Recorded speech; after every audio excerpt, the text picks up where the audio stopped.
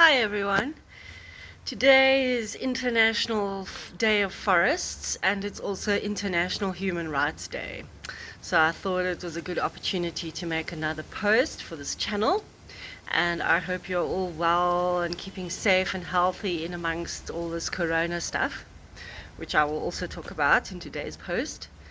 And I just wanted to show you for today, International Forest Day, I'm wearing some stuff in my hair, and it's because trees in particular are very important to me. I like to call myself a tree geek because I plant trees, um, I send Reiki to trees, I use Ecosia as my browser, and I belong to Greenpeace, and I've just gotten a nursery to donate 59 trees for us to plant at schools. And I love trees, so I think out of all the plant world, from the smallest little piece of lichen to the biggest baobab, redwood, trees are my favorite plants of all the plants, and we get a lot from trees. If you hadn't thought about it, I'm sure in your home you've got furniture that's made out of wood. You maybe use a wooden breadboard, maybe sharp knives that have a wooden handle, and we also use, all of us, we use paper, especially if you work in an industry that has to print things like the legal and the financial professions. And we get medicines and food from trees, we get shade, we get aesthetic enjoyment. Trees are ecosystems in and of themselves, in that they harbor insects and other small animals, and they hold down the soil so that erosion can't take place. And they breathe and produce oxygen for us to breathe, and they help with the evaporation of water from ground level into sky so that it will rain. And there's many ways in which trees benefit us. You can go to my Mountain Massage Healing Treatments Facebook page. Today I posted a thing on the 22 benefits of trees, but there are many more ways. So yeah, that is the International Day of Forests. And also it's very important to me because with deforestation happening at an unprecedented scale, we've lost some of the Amazon, we've lost some of the Congo rainforest here in Africa. We lose forests in Southeast Asia for palm oil. And in Australia also they had terrible forest fires and bushfires burning at the beginning of this year. So yeah, we need trees, trees need us, and it's International Day of Forests. And then it's also International Human Rights Day, and this got me to thinking about how we all have the right to breathe clean oxygen, to drink clear water, and to have our bellies filled with food, nutritious, healthy food, which mostly comes from plants. And we also all have the right to dignity, self-determination, and also in this arena of isms, as in, for example, racism, sexism, ageism, and things like that. We all have the right to not be discriminated against just because we may not fit into a certain mold. So these two things, International Day of Forests and International Human Rights Day, bring me to my next point, which is about resilience. And the name of this YouTube channel is Reiki for Resilience. And I know I haven't given you many tools for transformation yet. I've just been going on about things. But I have been doing, since the last post, I have been doing a lot of research into different websites that use the word resilience either in their name or on their blog posts. And there is a wealth of people, both healers, economists, sports people, academics. There's a wealth of different demographic groups that are talking about resilience at the moment. And resilience is not just about being able to get through your day. Although that is a base form of resilience, but resilience is really more about having enough inside you to be able to meet anything head on without it sending you into a flap or a downward spiral. And you can think to yourself that you are resilient if you manage to get to bed and go to sleep because you've lived through another day. But don't you also want quality of life? And the quality of life comes when you are resilient. And the quality of life improves more and more the more resilient you are. And resilience is not just about eating healthy foods. You also have to have good boundaries. You have to know yourself. You have to know what works for you and what doesn't. And so resilience is as much a matter of physical health as it is a matter of psychological and, I dare say, spiritual health as well. So this corona thing, yes, it's all over the world. Yes, there are measures being put in place in all countries by all governments to restrict our movements, to make us wash our hands. I agree with that, but I'll come to that again. And all sorts of things that are happening. I mean, I know Italy is on complete lockdown and schools are closed worldwide, I think. And there are all sorts of things going around on the internet, on Facebook, on Instagram, on Twitter, etc., about what people's different opinions are.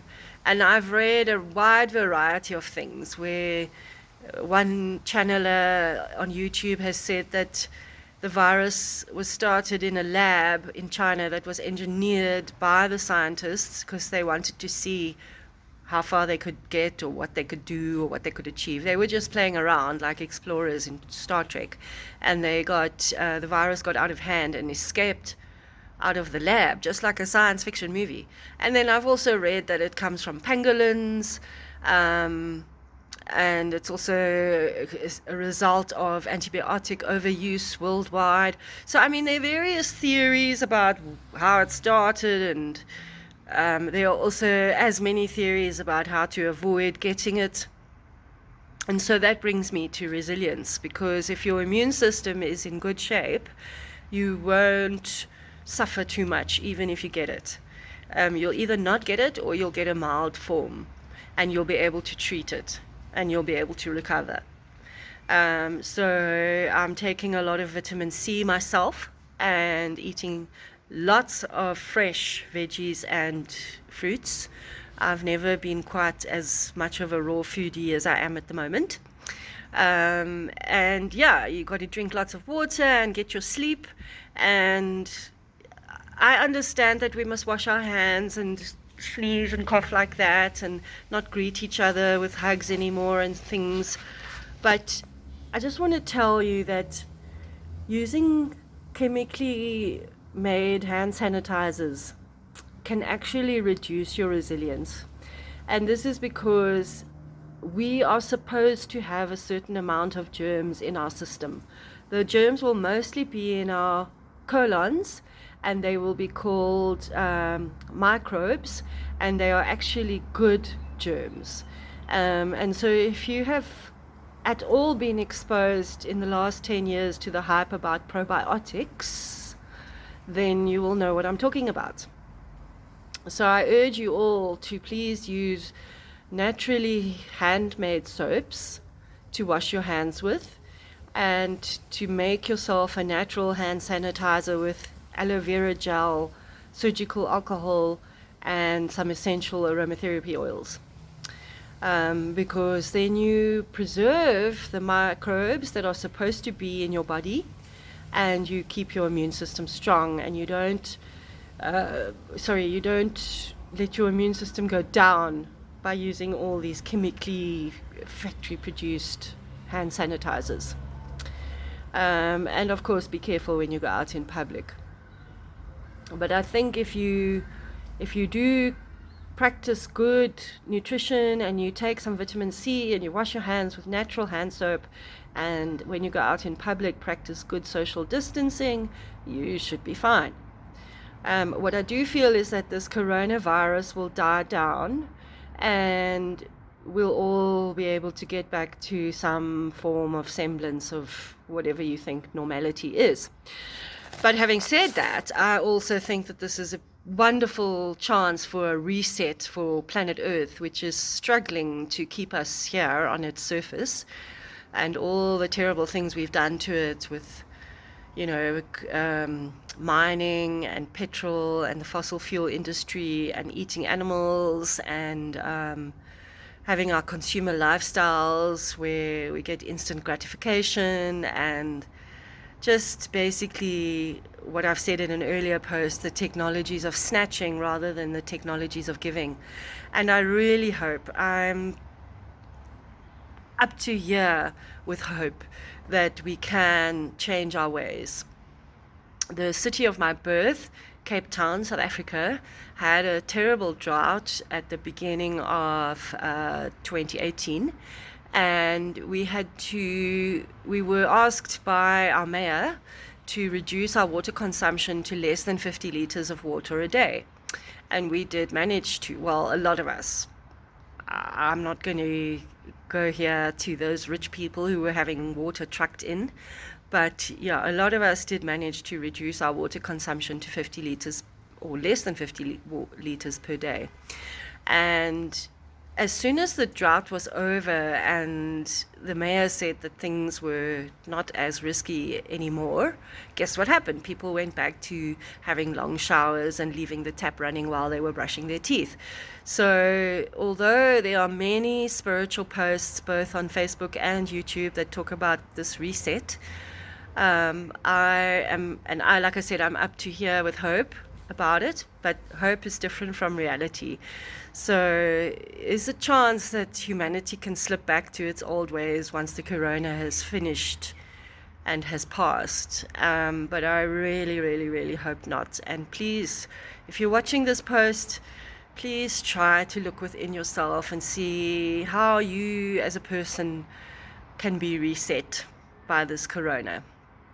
In earlier posts, I talked about how I've had a reduced income recently, and this, along with the fact that I haven't been able to go out as much as I used to, I was kind of in isolation by myself anyway before this whole corona thing hit. So it's good, that I was used to it already.